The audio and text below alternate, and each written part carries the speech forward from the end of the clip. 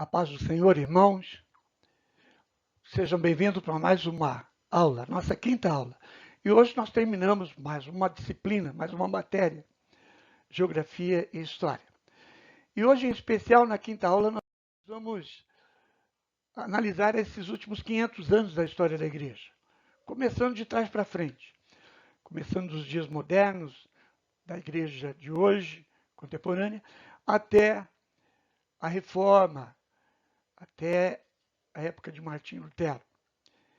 E vamos analisar como Deus usou homens, pessoas, para mudar não somente a igreja, para que a igreja volte aos seus eixos, volte ao seu eixo, que é a palavra de Deus, mas também envolvendo as nações, o contexto em que a igreja estava inserida.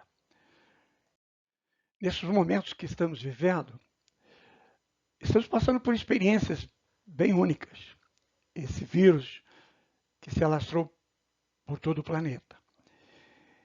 E é um bom momento para nós, como igreja, meditarmos, pensarmos no que está acontecendo, porque o mundo não vai ser mais a mesma coisa depois desse vírus. Muita coisa vai mudar. Mas qual a leitura que nós, como igreja, precisamos fazer? Por exemplo, a palavra de Deus diz, Jesus Cristo, no livro de Apocalipse, diz que chegaria um momento em que viria o anticristo e ele colocaria um sistema financeiro, um sistema econômico mundial, baseado no 666. Mas é econômico, porque quem não tiver esse código, ele não compra e não vende. Quer dizer, ele não negocia. Ele não vende sua mão de obra, seu serviço, portanto, ele não pode trabalhar numa empresa, não pode ter um comércio, e, portanto, não vai ter créditos para comprar. Ele não compra o alimento. Ele está fora do mercado de trabalho, fora do comércio. Com essa pandemia, a China vai ser o primeiro país a criar uma moeda digital. Tem o Bitcoin, tem outras moedas digitais, mas ela não tem lastro, ela está baseada em bolhas. Tanto é que quem aplicou nela perdeu muito com essa pandemia. O cara deitou rico e acordou pobre. Mas a China, o país lançando, o país tem que ter lastro, o país tem que ter capital que garanta aquela quantidade monetária que ele vai lançar.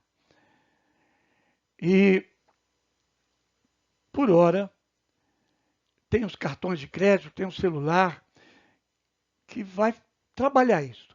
Mas, e aí, você tendo um cartão de crédito e celular, você está dentro desse sistema financeiro, você compra, você vende, só usando essa moeda digital. Mas e quando ela passar para o corpo, para um microchip? Então, como igreja, nós precisamos olhar e ver que Deus está correndo. Deus é o Senhor da história. Tudo está sob o controle de Deus. E o que ele revelou no livro do Apocalipse, em Daniel, em Ezequiel, em Isaías, vai acontecer. Jesus está às portas. Então, analisando este momento, vamos entrar na nossa lição. Estamos vivendo uma época de profundas mudanças em todas as áreas da vida. Tudo acontece tão rapidamente que é quase impossível acompanhar ou assimilar tais novidades. O desenvolvimento científico e tecnológico conduz a sociedade a experiências cada vez mais profundas e rápidas, que mudam de forma imperceptível as bases da sociedade e da família nas seguintes áreas: família, fé, moral, respeito, caráter e o relacionamento. E é isto que nós estamos vendo através da mídia, através dos meios de comunicação, das redes de relacionamento. Os valores pétreos da palavra de Deus, eles estão sendo questionados e foram questionados. E hoje nós vivemos a época do relativismo. Tudo é relativo. Uma verdade pode ser verdade para você e não ser para outro. Depende. esse relativismo e essas mudanças nos valores da família, do relacionamento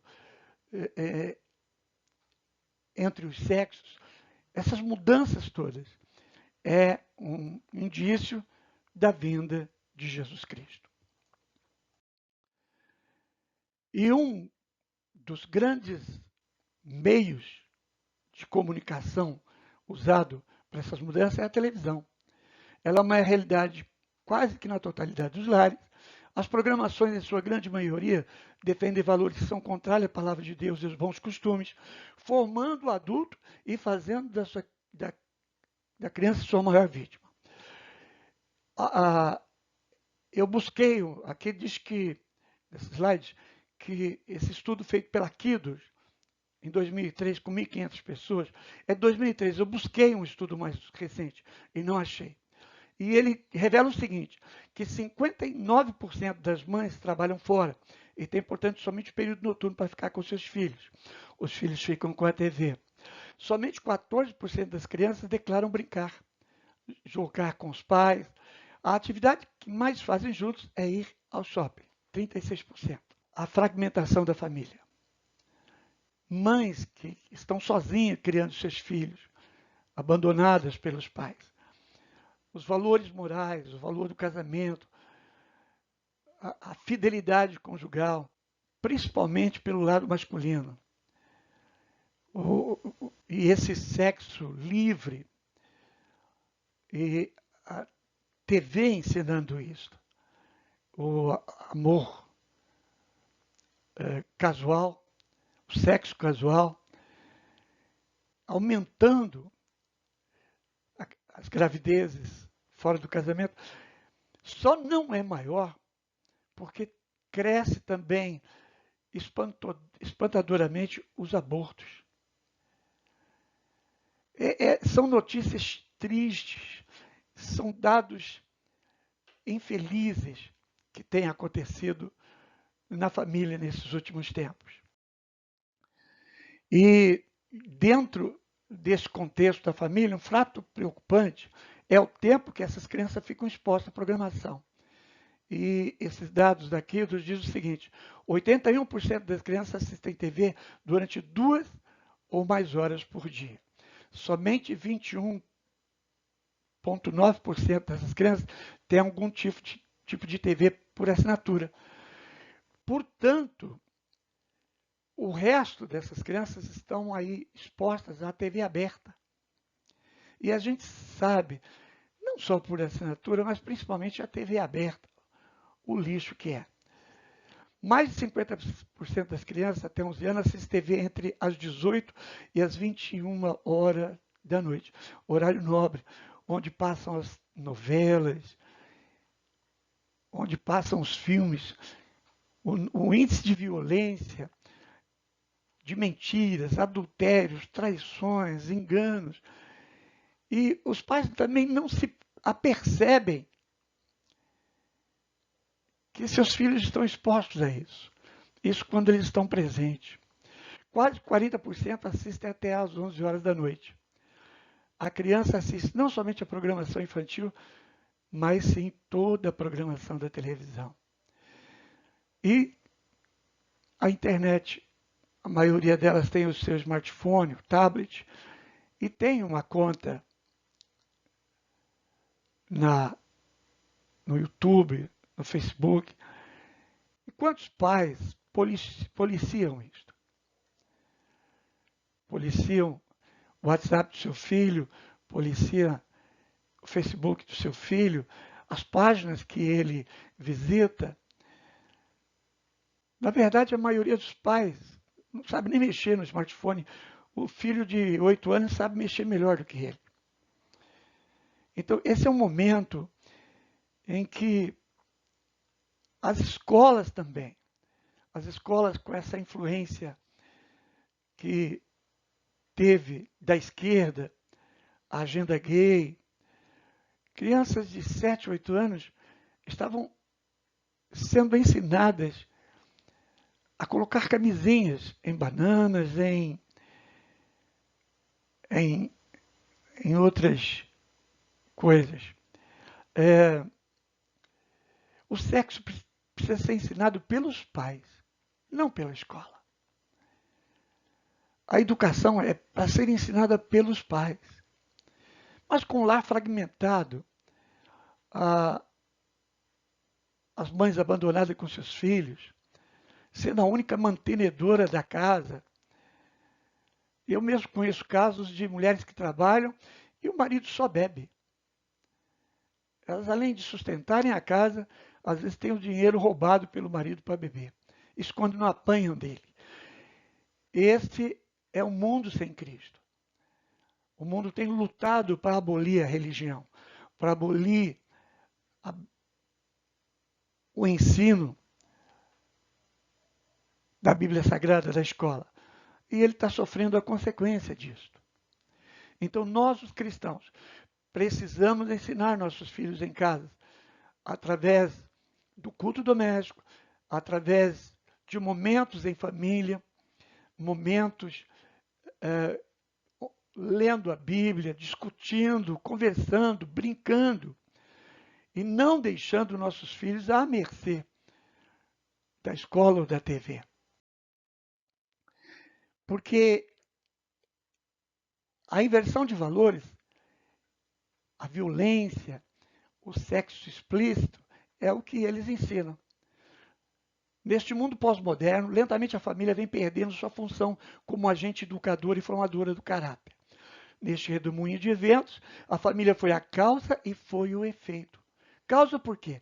Ela se fragmentou, ela deixou de cumprir o seu papel. Uma família sem Cristo e muitas famílias cristãs que não vivem um cristianismo verdadeiro. O cristianismo verdadeiro, ele é vivido dentro de casa. O lar é a oficina de Deus, é a olaria de Deus. O cristianismo vivido dentro de um templo, 2 horas dentro de um templo, é dentro de casa que Deus trabalha. Deus usa a esposa, Deus usa o esposo, Deus usa os filhos, Deus usa os pais. O cristianismo verdadeiro, ele precisa ser praticado no lar. Quantos pais estão perdendo seus filhos para o mundo? E quando questionados, eles se desculpam, dizendo que ensinaram, levaram as crianças para a igreja. Levar a criança para a igreja não é tudo. Aliás, é o mínimo. O mais importante é o que essa criança cresceu vendo seus pais fazerem. Que tipo de cristianismo essa criança viu e assistiu nos seus pais? A verdadeira igreja, ela é dentro de casa. É essa igreja que se reúne no templo com as outras igrejas, com as outras famílias. A igreja precisa voltar às suas bases, aos seus alicerces, que é o alicerce doméstico. Como consequência direta disto, temos a fragmentação da mesma, com o empobrecimento dos papéis paternos e maternos. Tios e avós não são mais uma referência. Infelizmente, a sociedade corrompida passou a ditar as normas através da mídia. A televisão, a internet e outros meios de comunicação tornaram-se os mestres.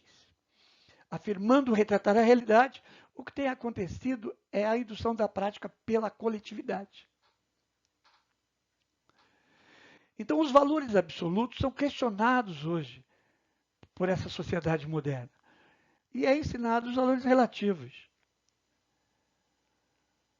Precisamos voltar a uma vivência bíblica dentro do nosso lar.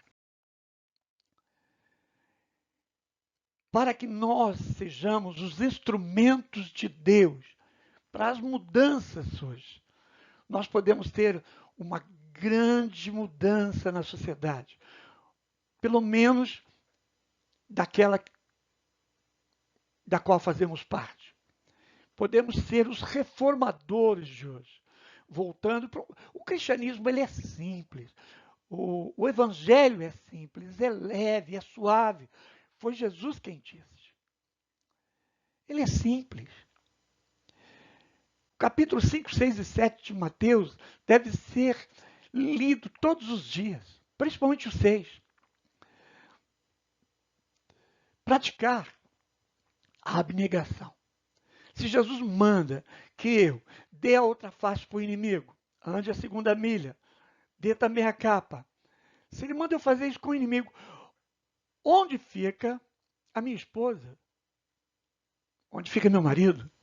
Onde fica meus filhos? Se eu tenho que fazer isso com o inimigo, com as pessoas que amo. Sabe, antes de entrar aqui nesses slides, já entrando na história do pentecostalismo, protestantismo, deixa eu deixar uma mensagem para você.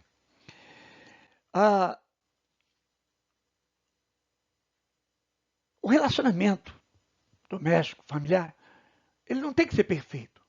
Aliás, ele não é perfeito. Não existe esse negócio de casamento blindado.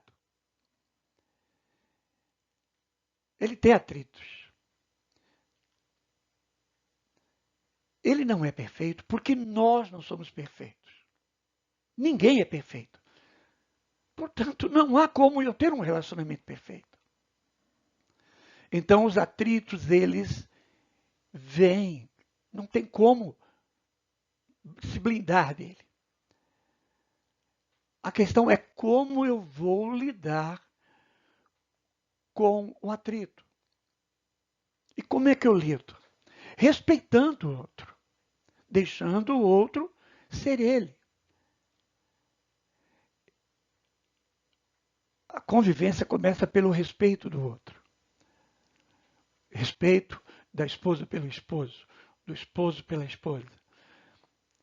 Eu não tentar formatar o outro. É um grande engano.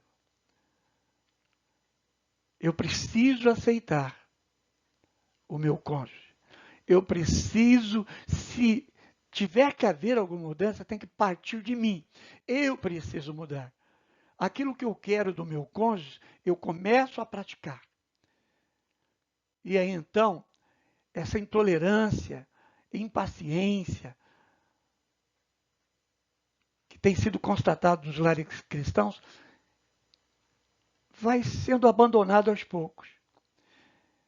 E aí então, os vizinhos, as pessoas do nosso convívio social vão perceber isto. O evangelismo ele é muito mais com o nosso procedimento, com o jeito que vivemos. As palavras, elas podem convencer, mas os exemplos, eles arrastam. É muito importante nós vivermos Cristo, tanto quanto pregarmos Cristo. Mas, em primeiro lugar, vivermos um cristianismo autêntico. E ele precisa começar dentro do lar. É dentro do lar que eu revelo o meu verdadeiro cristianismo, minha verdadeira fé. É isso aí. Mas vamos para a nossa história. O protestantismo surgiu na Alemanha do século XVI. Espalhou-se por toda a Europa através de homens como Lutero, Zwinglio e Calvino. Defendia que todos os cristãos podiam receber a revelação das Sagradas Escrituras. Quer dizer, todos podiam ler a Bíblia. Todos deveriam ter sua Bíblia. Todos poderiam ler e interpretar. Porque é sabido que a igreja da época, ela dava a si o direito de interpretar. E o cristão não devia interpretar a Bíblia. Devido a esses princípios, surgiram duas correntes principais de interpretação: o liberal e o fundamental. O liberal é aquele mais solto, mais dinâmico, e o fundamentalista é aquele fundado nos textos sagrados, aquela interpretação literal dos textos. E isso fragmentou aquela jovem igreja, fazendo que surgissem algumas denominações já no começo. O pentecostalismo ele é parte do retorno progressivo ao cristianismo primitivo. Ele não aconteceu assim de pronto. Na verdade, Lutero, ele não sai do dia para a noite do contexto daquela igreja. Ele afixa aquelas 95 teses na igreja, na porta da igreja de Wittenberg, mas ele refuta a cobrança de indulgência, ele refuta a venda, né, do perdão, da indulgência, ele refuta aquele direito que a igreja tem de ela mesma interpretar, somente ela, não dando direito ao cristão. Ele refuta a ideia do sacerdote eclesiástico, e ele defende, Lutero defende o sacerdócio universal do cristão, mas ele ainda pratica alguma coisa ainda daquela igreja, a transubstanciação, por exemplo. A reforma ela vai se afastando daquele cristianismo tacanho aos poucos. Mas vamos voltar um pouco antes de Lutero. Ele não começa com Lutero. Ele começa com um padre bem anterior, 100 e poucos anos antes de Lutero, Girolamo Savonarola. Depois dele tem John Hus. Tanto Savonarola como Hus foram mortos, queimados na fogueira. 100 anos depois, vem então Martinho Lutero e ele consegue escapar.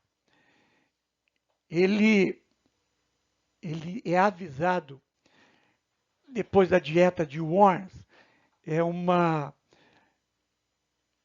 entrevista, ele passa por um julgamento na dieta de Worms, uma cidade da Alemanha, onde ele é inquirido pelo núncio papal. E lá ele se recusa a ir a confessar que está errado. E ele diz, eu não posso ir contra a minha consciência. E quando ele vai embora, ele é avisado que foi montada uma tocaia para matá-lo. Então, ele é escondido num castelo, no anonimato, assume um pseudônimo de Jorge, nome bonito. Ele tem bom gosto, tinha bom gosto. E ele passa a escrever com esse pseudônimo. Né? Um escritor chamado Sawyer, ele, no seu escrito, ele diz que Lutero tinha dons e que era batizado no Espírito Santo de Deus. Mas a gente não consegue comprovar isto pelos escritos. Mas vamos ver algumas evidências na história sobre movimentos que praticaram os dons, o batismo no Espírito Santo. Os quakers, que significa os tremedores, em seu meio foi relatado o seguinte: esperando no Senhor, recebemos com frequência o derramamento do Espírito sobre nós e falamos em novas línguas. Tem também registro entre os pietistas no século XVII e XVIII. Abre aspas. Um estranho êxtase espiritual vinha sobre alguns ou sobre todos e começava a falar em línguas. De quando em quando, essas manifestações se repetiam. A muitos deles, essas coisas pareciam mostrar que agora era um só coração e uma só alma no Senhor. Fecha aspas. E aqui na aula de hoje nós estamos citando alguns grupos, mas mesmo antes, na Idade Média, nós temos histórico de grupos, os morávios, por exemplo, claro que os morávios bem aqui na frente, os huguenotes, que eles são, principalmente os morávios, eles são pentecostais. Mas o pentecostalismo, ele começa mesmo com sua projeção a nível de mundo em 1906. em 14 de abril de 1906. Foi numa capela na Rua Azusa, uma reunião de avivamento em Los Angeles, Califórnia, liderado por William Joseph Seymour, um pregador afro-americano. Teve início com uma reunião em 14 de abril de 1906 em um prédio que fora da Igreja Metodista Episcopal Afro-Americana e continuou até meados de 1915. O avivamento foi caracterizado por experiências de êxtase espiritual, acompanhadas por falar em línguas estranhas, cultos de adoração e mistura interracial. Os participantes foram criticados pela mídia secular e teólogos cristãos por considerarem o comportamento escandaloso e pouco ortodoxo, especialmente para a época. Hoje, o avivamento é considerado pelos historiadores como principal catalisador para a propagação do pentecostalismo do século XX. Olha, reuniões interraciais em 1915. Nós temos relatos de 1960 da segregação racial, em 1960, onde os negros não podiam entrar em muitos estabelecimentos de brancos. Eles teriam que entrar por outra porta, não podiam usar o mesmo banheiro. Isso em 1960, 65 e até a década de 70. Não entravam no ônibus pela porta da frente e iam sentar no fundo, tinha um lugar deles para sentar. O branco não bebia no mesmo copo que o do negro, isso em 1960, 1970. Agora você vai lá para 1906. Então, quando o Espírito Santo de Deus enche o cristão, todas estas coisas caem por terra. Então, é inadmissível que um cristão autêntico e verdadeiro seja racista. Odeie qualquer espécie de ser humano, mesmo o mais cruel, mesmo o maior pecador. O cristão, ele abomina o pecado, mas ele precisa fazer o que Deus faz. Ele ama o pecador. Nós não somos contra as pessoas, somos contra o pecado. Nós não lutamos contra as pessoas. Não é contra carne e sangue que lutamos. Nós lutamos contra os demônios que se apossam dessa sociedade sem Cristo. Logo após esse avivamento, e mesmo antes dele, esse avivamento foi o catalisador de 1906. Mas ele é fruto também de momentos da história onde aqui e lá, acolá, Deus usou homens, Deus usou pessoas. Nós começamos essa aula de trás para frente para você começar a pensar nesses homens de Deus que são citados nessa aula e pensar que você pode ser, você irmão, você irmã, pode ser um elemento catalisador hoje, um elemento que Deus pode usar para um avivamento no meio do povo de Deus, no meio da sociedade. Não se trata aqui de uma exposição midiática da pessoa. É importante que nós diminuamos, mas Jesus cresça. Nós não estamos correndo atrás de fama. Não podemos fazer isso. O nosso intuito é buscar sermos os elementos que Deus vai usar neste momento. O apóstolo Paulo teve o momento dele, mas ele está morto. Eu e você estamos vivos. Deus usou Paulo, Pedro, João, e Deus usou esses homens que vamos ver agora. Mas eles estão mortos. Nós estamos vivos. O bastão é uma corrida de revezamento. O bastão está na nossa mão agora. E até que entreguemos esse bastão, estamos na corrida para propagar Jesus Cristo. Um evangelho não é a nossa igreja, não é o nosso credo, não é a nossa denominação. Propagarmos o evangelho, Jesus Cristo. Propagarmos um evangelho puro, um evangelho simples. A fé em Jesus Cristo, o arrependimento dos pecados e a entrega da vida a Cristo. Eu tenho uma máxima na minha vida que eu aprendi, se eu não me engano, lendo um dos livros de Watchman Nee, ou David Young Cho, é um dos dois, que diz o seguinte, e eu aplico na minha vida. Primeiro, as pessoas nos olham, e o que elas virem em nós afeta a forma delas ouvirem. Elas nos olham, e o que elas virem afeta a forma de ouvir. Então, se elas virem em nós um mau testemunho, mesmo que preguemos o evangelho puro, ela já está predisposta a não ouvir. São os ditados populares que dizem, por exemplo, as tuas obras falam tão alto que eu não posso ouvi-lo. Então é muito importante que nós voltemos à prática de um cristianismo verdadeiro. E o cristianismo verdadeiro, ele começa dentro de casa. Pare de ser hipócrita. Vender uma imagem de cristão no ambiente de trabalho, no ambiente da faculdade, da escola, no ambiente da igreja. Vender uma imagem de cristão para os parentes, para os vizinhos. Deus é bom, mas não é bobo. Ele é bonzinho, ele é muito bom, mas ele não é bobo.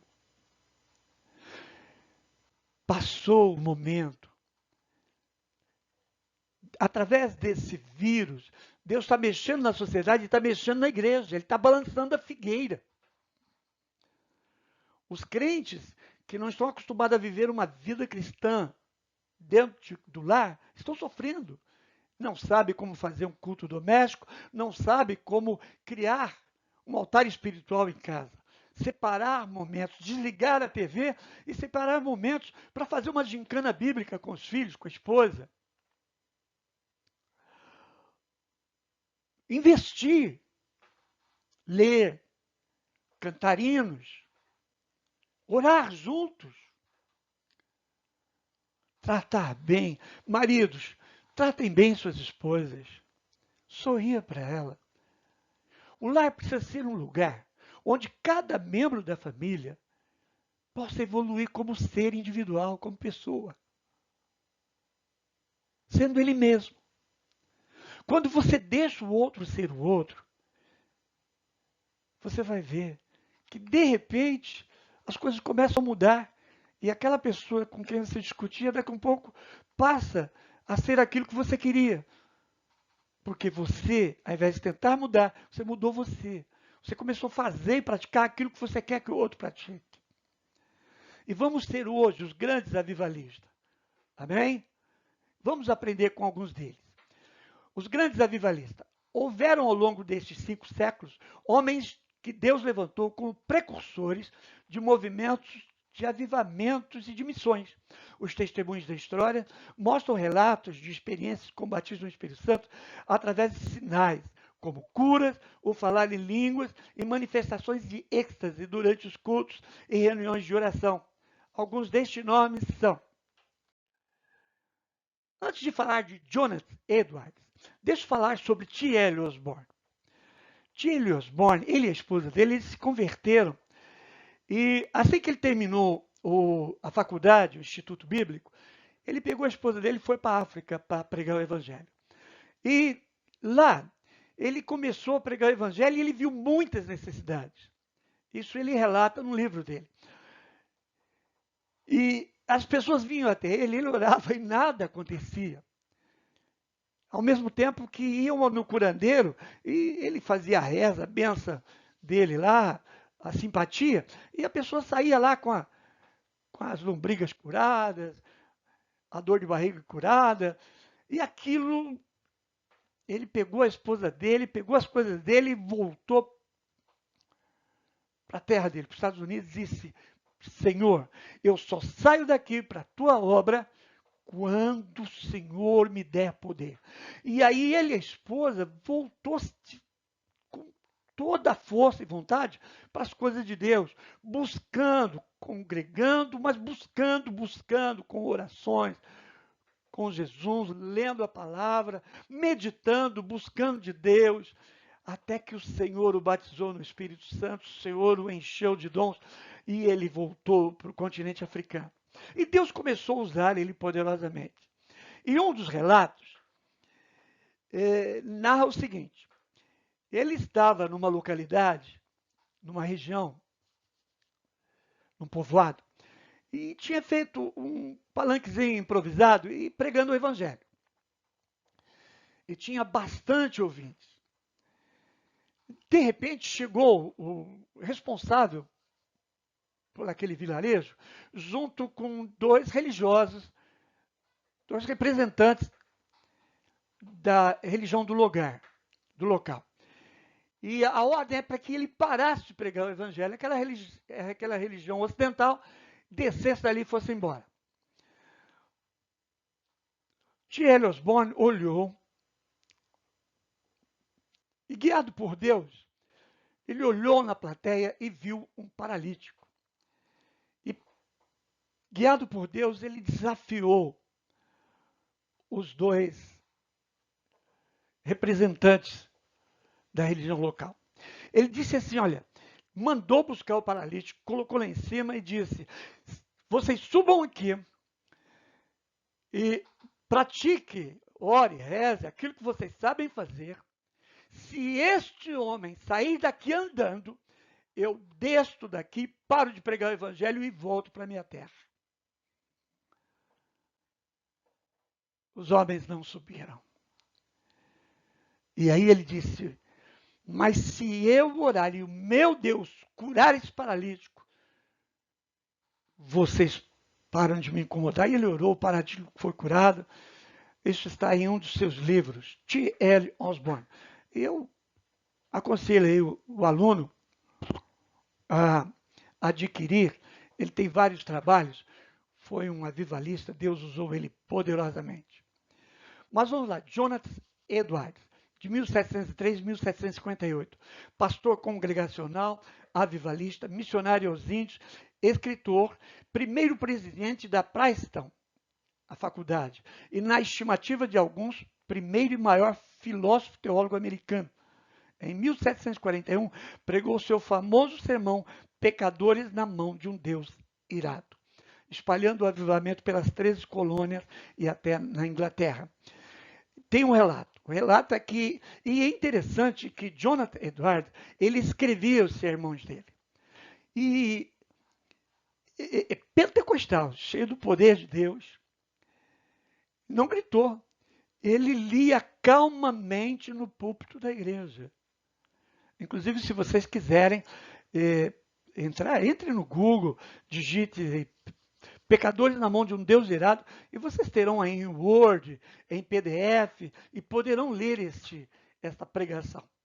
Mas o relato é o seguinte, que quando ele estava quase no final da pregação, os pecadores estavam grudando nas pilastras e gritando, pedindo, se arrependendo dos seus pecados e pedindo perdão a Deus.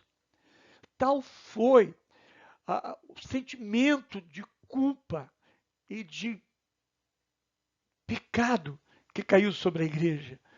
Sabe, o arrependimento foi grande.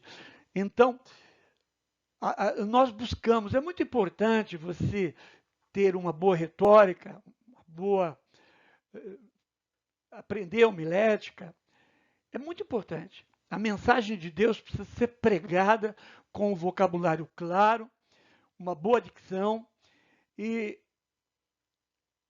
com uma boa retórica, uma boa exegese. Mas o mais importante é a unção, é a graça do Espírito Santo de Deus na vida do pregador, da pregadora. O próximo é John Wesley, todo mundo conhece, 1733, 1791. Foi o fundador do movimento metodista, hoje uma das maiores denominações do mundo. Foi ordenado ao ministério em 1728, tornando-se ministro anglicano, destacando-se por sua vida piedosa e pelo metódico estudo da palavra de Deus. Ganhou, junto com seu grupo, o apelido de metodista, que acabou se tornando o nome oficial de sua denominação após ligar-se da Igreja Oficial da Inglaterra. Metodista porque eles eram metódicos na sua santificação, na sua conduta. E, irmãos, é assim que tem que ser o cristão. O cristão, ele não dá cheque sem fundo. O cristão, ele não entrega um atestado falso. O cristão, ele paga as suas contas. E quando não pode, ele dá satisfação. O cristão, ele não fica andando de carro para baixo, para cima, devendo para todo mundo. Ele vende o carro e paga as suas contas. O cristão, ele não dorme se ele sabe que machucou alguém. O cristão sincero. Este homem Deus usou poderosamente. E através dele, muitos nomes foram levantados. George Whitefield é um deles. John Wesley, junto com seu irmão Charles Wesley, George Whitefield, eles criaram o Clube dos Santos. Eram jovens voltados, em idade universitária, voltados para o estudo e a palavra de Deus. Foi um grupo de jovens que se recusou. Esse George Whitefield, John Wesley, Charles Wesley, eles se recusaram na faculdade a fazer parte do grosso daquela juventude que estavam vivendo um cristianismo falso ou sua vida dissoluta. Precisamos de coragem cristã. Não podemos nos envergonhar de assumirmos nosso cristianismo. Sim, o jovem precisa ter coragem de olhar e dizer, não, eu sou virgem. E como cristão, só faço sexo depois do casamento. Eu não bebo, não fumo, que sou cristão. Não é porque meu pastor não deixa, minha igreja não permite. É porque sou cristão e a palavra de Deus diz que isso é pecado. E acabou. É muito importante que assumamos nosso cristianismo autêntico. Estamos vivendo os últimos dias da igreja na terra. E queremos que você suba conosco.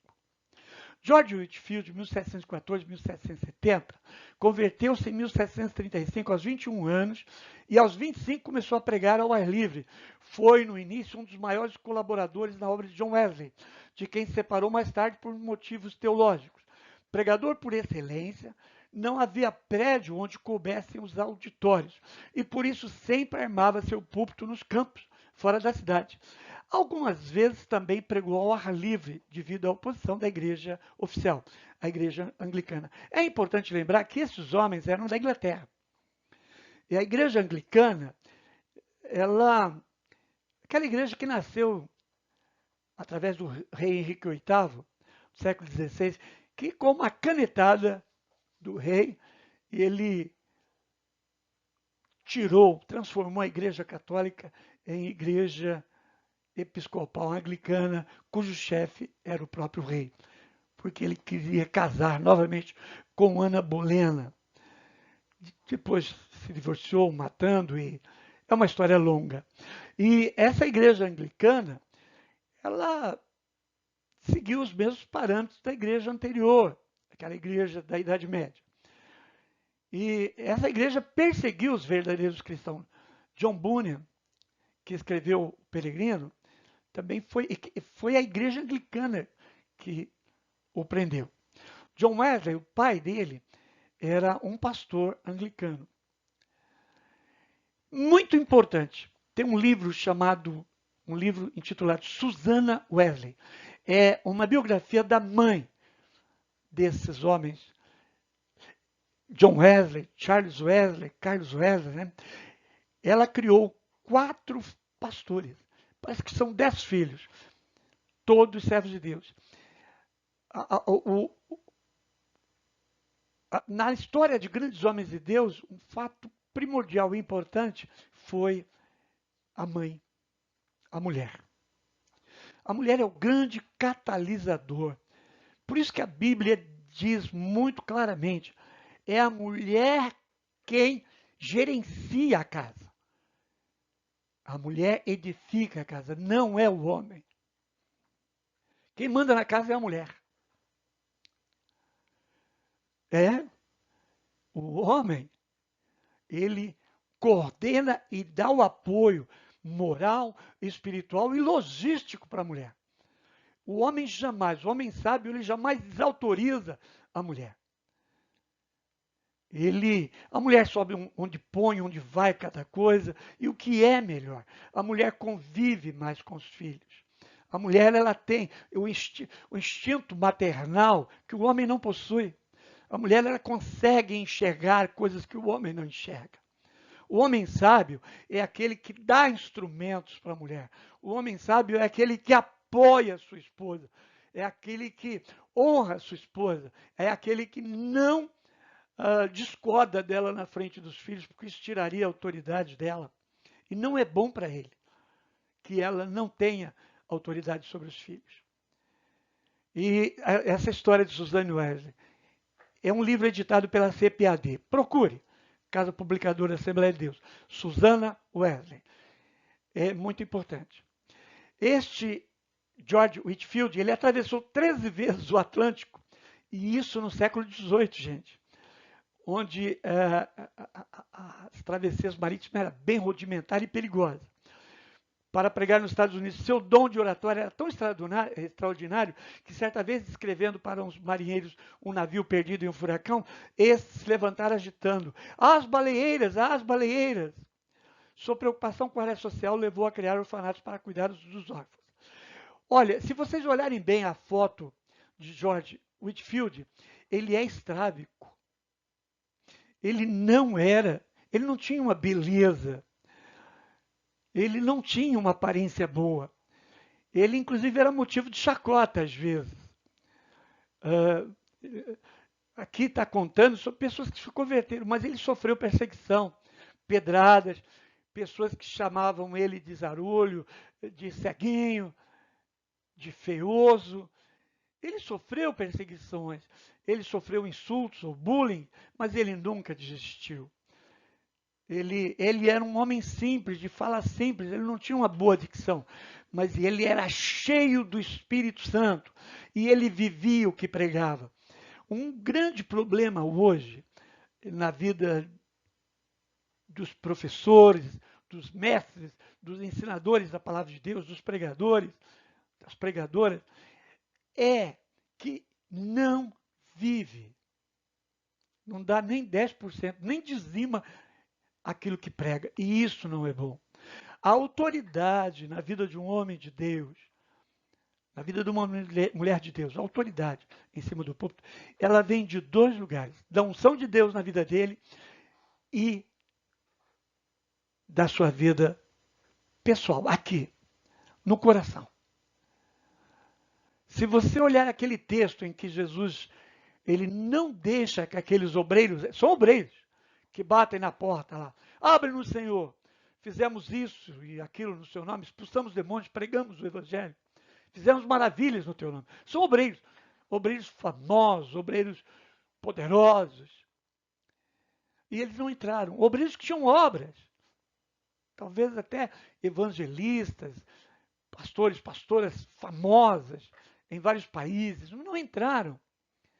Porque não é a obra, não é isso que você faz na sociedade, nas igrejas, no avivamento. Se você lota um estádio.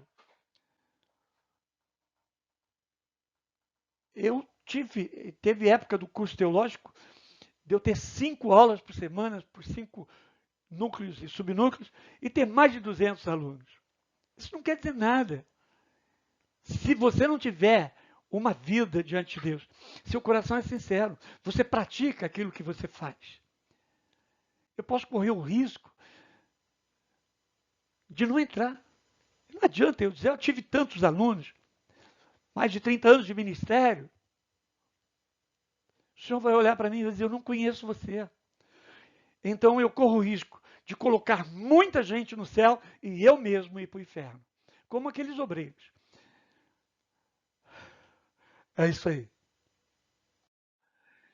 Vamos para Charles Finney, 1792-1875. Convertido aos 29 anos, durante 10 anos, de 1824 a 1874.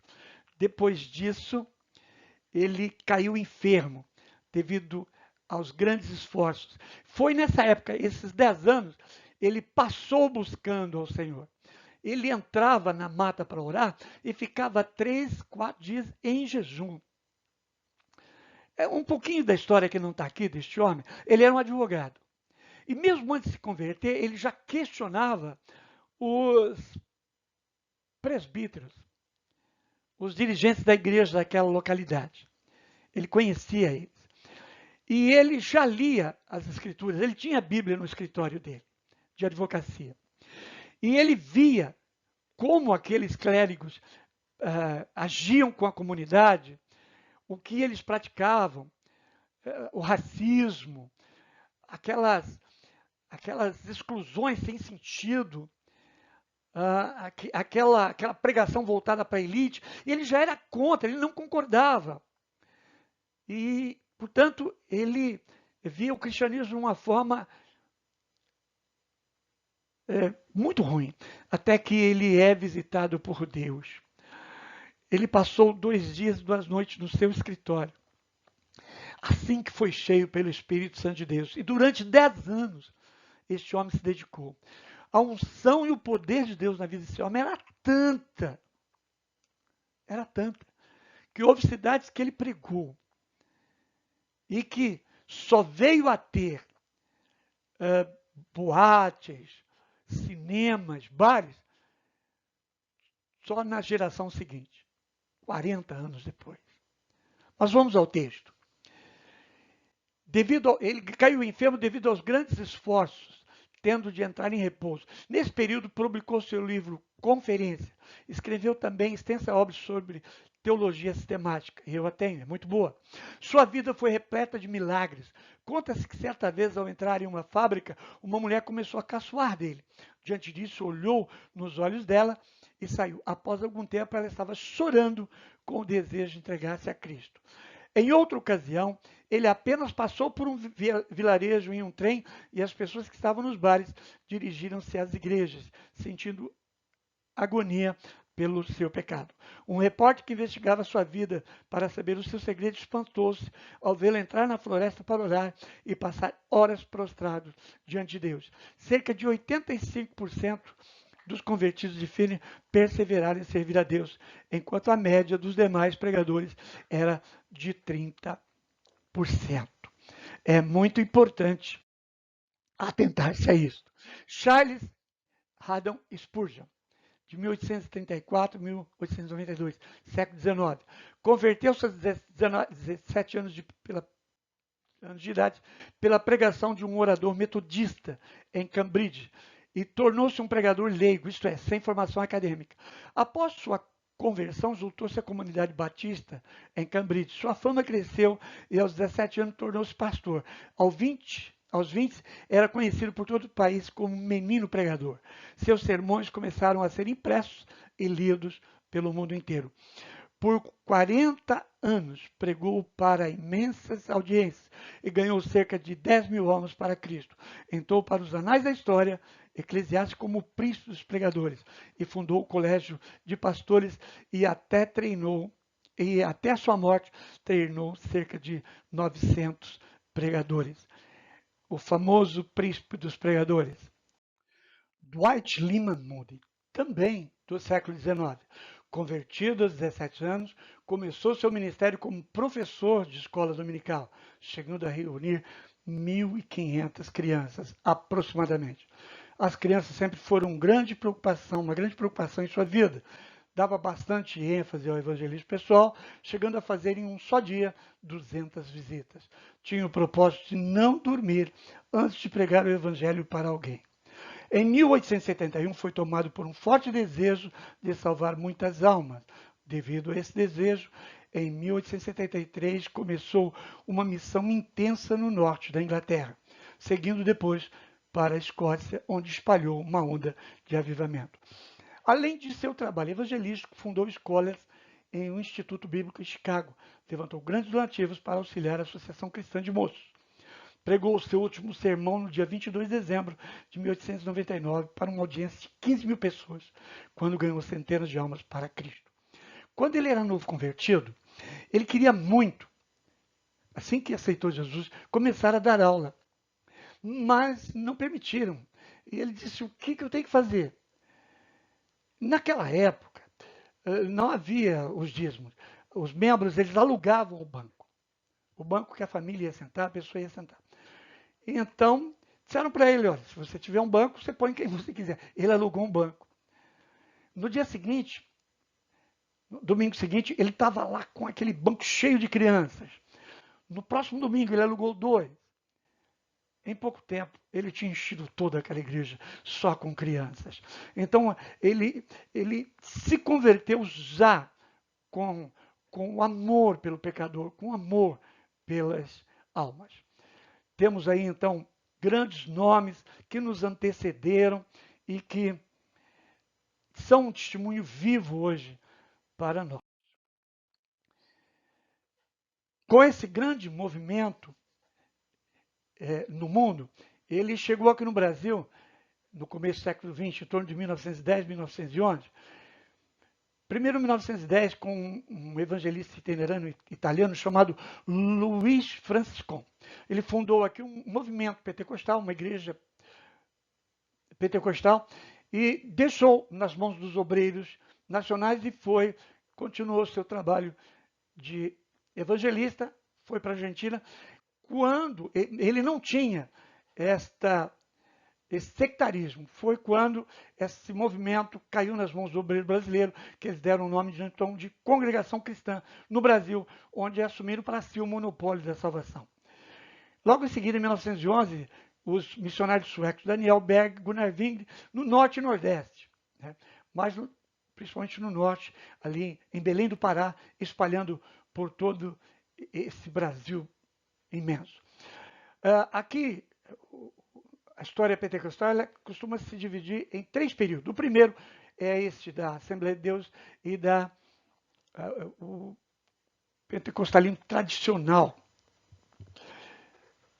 clássico, e da congregação cristã. O segundo, ele começa a surgir um pouco mais aberto, um pouco mais dinâmico, a partir de 1950, com a Cruzada Nacional de Evangelização, que depois veio a se tornar a Igreja do Evangelho Quadrangular.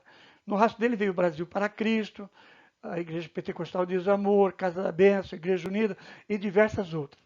E um terceiro momento, na década de 70, com os neopentecostais, e que a Igreja Universal do Reino de Deus, Sara Nossa Terra, Renascer em Cristo e tantos outros.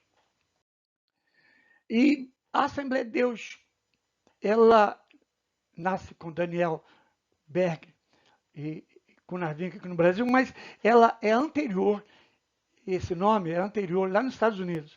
Ele, desde 1901 a 1914, surgiram em profusão em todos os cantos dos Estados Unidos, denominações pentecostais, mas elas começaram a ser perseguidas pelos tradicionais, até pelo próprio Estado. Então, a partir de 1914, várias delas se reuniram do dia 2 a dia 12 de abril, eles fizeram uma grande convenção, onde eles criaram, então, as Assembleias de Deus, Assembleia de Deus nos Estados Unidos, 1914. Aqui no Brasil, os missionários vieram para congregar no Belém do Pará, numa igreja batista, porque eles eram batistas. E eles começaram a ensinar aquilo que eles ensinavam na igreja batista. Lá na igreja batista deles não tinha problema. Boa parte dos batistas dos Estados Unidos foi depois de algum tempo que eles foram criando divisão, mas ainda no começo não. Mas aqui no Brasil, os batistas brasileiros já foram contra desde o início. E inclusive foi uma grande guerra. Eles afixavam cartazes nos postes, e tentando avisar os crentes que esse era um movimento herético. Então, Daniel Berg e Gunnar Wingre criou uma nova igreja, um novo movimento. Eles tiveram, e na verdade, eles foram expulsos da Igreja Batista. Então, eles fundaram a Missão de Fé Apostólica, que era igual lá da Rua Azusa, mas sem nenhum vínculo com ele. Foi a partir de 1918 que eles passaram a se chamar Assembleia de Deus, igual o mesmo nome, mas sem nenhum vínculo com os Estados Unidos. É isso aí, gente. Terminamos, essa é a última aula. Essas são as respostas das questões. Espero que vocês tenham acertado. Eu vou enviar para vocês o link da prova. E fica aqui o aviso. Na hora de preencher a prova online, não se esqueçam de verificar bem o e-mail. Verifique o seu e-mail. Escreva ele corretamente. Porque senão, a prova vai vir para mim, mas ela não vai retornar para você. E se você digitar seu e-mail corretamente, assim que você me manda ela, a sua nota já vai vir. Você vai ter uma cópia da sua prova, é instantâneo, e a sua nota. Amém? Deus abençoe, fiquem com Deus. Nós estamos saindo de férias a partir desse livro. Querendo Deus, nós voltaremos nossas aulas presenciais a partir da primeira semana de julho, mês 7. Até lá, não esqueçam de ler a palavra, de orar e de buscar a face do Senhor, praticar um cristianismo verdadeiro.